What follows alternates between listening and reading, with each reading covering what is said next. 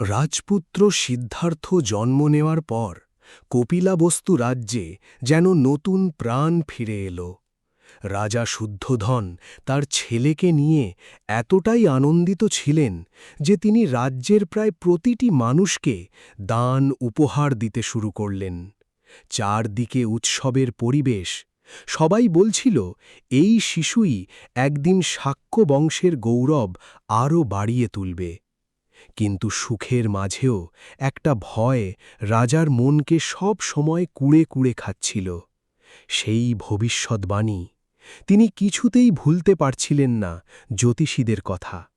তারা বলেছিল, এই শিশু হয় পৃথিবীর সবচেয়ে বড় সম্রাট হবে, নয়তো সব ত্যাগ করে জ্ঞান অনুসন্ধানে বেরিয়ে পড়বে। রাজা নিজের মনে বলতেন, না, আমার ছেলে কখনো সন্ন্যাসী হবে না। আমি তাকে এমন সুখে রাখব যেন পৃথিবীর কোনো দুঃখ তার মনে স্পর্শই না করতে পারে। এভাবেই শুরু হল সিদ্ধার্থের রাজকীয় জীবন। কপিলাবস্তুর রাজপ্রাসাদ ছিল অত্যন্ত সুন্দর। বিশাল প্রাসাদ, চারদিকে বাগান, ফোয়ারা, রঙিন ফুল আর অসংখ্য দাসদাসী। ছোট্ট সিদ্ধার্থের কোনো কিছুর অভাব ছিল না। কিন্তু ছোটবেলা থেকেই তিনি অন্যান্যদের মতো ছিলেন না। অন্যান্য শিশুরা যেখানে খেলাধুলায় আর দুষ্টুমিতে মেতে থাকত, সেখানে সিদ্ধার্থ অনেক সময় একা চুপচাপ বসে থাকতেন। কখনো পাখিদের উড়ে যাওয়া দেখতেন, কখনো আকাশের দিকে তাকিয়ে থাকতেন। তার মধ্যে ছোটবেলা থেকেই অদ্ভুত এক শান্ত স্বভাব ছিল। একদিন দুপুরবেলা রাজপ্রাসাদের বাগানে অনেক শিশু খেলছিল, কিন্তু সিদ্ধার্থ একটি বড় গাছের নিচে বসে মাটিতে হাঁটা পিঁপড়েদের দেখছিলেন। তার পরিচারক অবাক হয়ে জিজ্ঞেস করল, রাজপুত্র, আপনি খেলছেন না কেন? সিদ্ধার্থ ধীরে বললেন, দেখো, এই ছোট ছোট প্রাণীগুলো কেমন ব্যস্ত, এদেরও তো জীবন আছে। পরিচারক কোনো উত্তর দিতে পারল না, কারণ এত ছোট একটি শিশুর মুখে এমন কথা সে আগে কখনো শোনেনি। সিদ্ধার্থের মা মহামায়া দেবী তার জন্মের কয়েকদিন পরেই মারা যান। তাই তাকে বড় করেন তার খালা মহাপ্রজাপতি গৌতমী। তিনি সিদ্ধার্থকে নিজের সন্তানের মতোই ভালোবাসতেন। গৌতমী খুব দ্রুত বুঝতে পারলেন সিদ্ধার্থ সাধারণ শিশু নয়। তার মধ্যে দয়া, মায়া আর গভীর চিন্তাভাবনা খুব ছোটবেলা থেকেই ছিল। বয়স একটু বাড়তেই তাকে শিক্ষা দেওয়া শুরু হল। রাজ্যের সেরা শিক্ষকরা এসে তাকে পড়াতে লাগলেন। খুব অল্প সময়ের মধ্যেই সিদ্ধার্থ লেখাপড়া, ভাষা, দর্শন ও রাজনীতি সম্পর্কে অনেক কিছু শিখে ফেললেন। শিক্ষকরা প্রায়ই অবাক হয়ে যেতেন, কারণ অন্য ছাত্রদের মতো তিনি শুধু মুখস্থ করতেন না, তিনি প্রশ্ন করতেন, গভীরভাবে সবকিছু বোঝার চেষ্টা করতেন। একদিন একজন শিক্ষক বললেন, রাজপুত্র, একজন শক্তিশালী রাজার সবচেয়ে বড় গুণ কি? অন্য ছাত্ররা বলল, যুদ্ধ জেতা। কেউ বলল, অনেক সৈন্য থাকা। কিন্তু সিদ্ধার্থ শান্ত গলায় বললেন, যে নিজের রাগকে জয় করতে পারে সেই সবচেয়ে শক্তিশালী। শিক্ষক স্তব্ধ হয়ে গেলেন। রাজা শুদ্ধোধনের কাছে যখন এসব কথা পৌঁছত, তখন তিনি বাইরে হাসতেন, কিন্তু ভেতরে ভেতরে ভয় পেতেন, কারণ তিনি বুঝতে পারছিলেন তার ছেলে ধীরে ধীরে ভোগবিলাস থেকে দূরে সরে যাচ্ছে। তাই তিনি সিদ্ধান্ত নিলেন সিদ্ধার্থকে আরও বেশি আনন্দ আর বিলাসিতার মধ্যে রাখা হবে।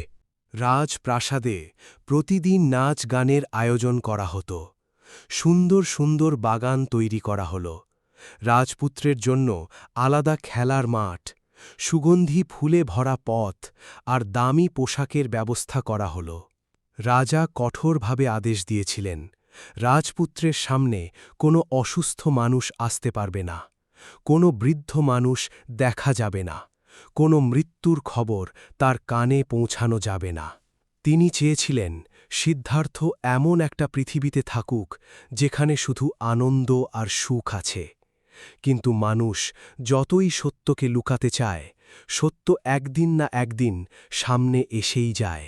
একদিন রাজপ্রাসাদে রাজকীয় তীরন্দাজি প্রতিযোগিতার আয়োজন করা হল। সেখানে অংশ নিলেন অনেক রাজপুত্র। সিদ্ধার্থও ছিলেন। দেবদত্ত নামে আরেক রাজপুত্র একটি উড়ন্ত রাজহাঁসকে তীর ছুঁড়ে আহত করল। পাখিটি মাটিতে পড়ে যন্ত্রণায় ছটফট করতে লাগল।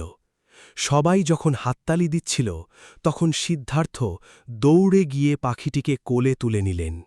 তিনি খুব যত্ন করে তীরটি বের করলেন। তার চোখে তখন কষ্টের ছাপ। কিছুক্ষণ পরে দেবদত্ত এসে বলল, ওটা আমার শিকার, আমাকে দাও। সিদ্ধার্থ শান্তভাবে বললেন, না, যে প্রাণ বাঁচায় তার অধিকার বেশি, যে হত্যা করতে চায় তার নয়। দেবদত্ত রেগে গেল। দুজনের মধ্যে তর্ক শুরু হল। শেষ পর্যন্ত বিষয়টি রাজসভায় নিয়ে যাওয়া হল। সবাই নিজের মতামত দিল। তারপর এক জ্ঞানী বৃদ্ধ বললেন, জীবন নেওয়ার অধিকার কারও নেই, প্রাণ রক্ষা করাই সবচেয়ে বড় কাজ। সেদিন সিদ্ধার্থ পাখিটিকে বাঁচিয়ে দিলেন। এই ঘটনার পর পুরো রাজ্যে তার দয়ার কথা ছড়িয়ে পড়ে। কিন্তু রাজা শুদ্ধোধনের মনে আবার ভয় জেগে উঠল। তিনি ভাবলেন, আমার ছেলে যত বড় হচ্ছে ততই সে পৃথিবীর দুঃখ কষ্ট নিয়ে ভাবছে। যদি সত্যি একদিন সে সংসার ত্যাগ করে চলে যায়। এই ভয় থেকেই রাজা নতুন সিদ্ধান্ত নিলেন। তিনি সিদ্ধার্থের জন্য ৩টি আলাদা প্রাসাদ তৈরি করলেন। গরমের জন্য এক প্রাসাদ, শীতের জন্য এক প্রাসাদ, বর্ষার জন্য আরেক প্রাসাদ। প্রাসাদগুলোর ভেতরে শুধু আনন্দের ব্যবস্থা ছিল। নাচ, গান, সুস্বাদু খাবার, সুন্দর পোশাক, কোনো কিছুর অভাব ছিল না। রাজা ভাবলেন, এত সুখের মধ্যে থাকলে সিদ্ধার্থ কখনো বাইরের পৃথিবী সম্পর্কে জানতে চাইবে না। কিন্তু তিনি জানতেন না, মানুষের মনকে সোনার খাঁচায় আটকে রাখা যায় না। সিদ্ধার্থের মনে ধীরে ধীরে জন্ম নিচ্ছিল অদ্ভুত কিছু প্রশ্ন। মানুষ কেন কষ্ট পায়? জীবনের আসল অর্থ কি? শুধু আনন্দেই কি মানুষের জীবন পূর্ণ হয়? এই প্রশ্নগুলোর উত্তরই একদিন তাকে নিয়ে যাবে এক সম্পূর্ণ ভিন্ন পথে, আর সেই পথ বদলে দেবে পুরো পৃথিবীর ইতিহাস।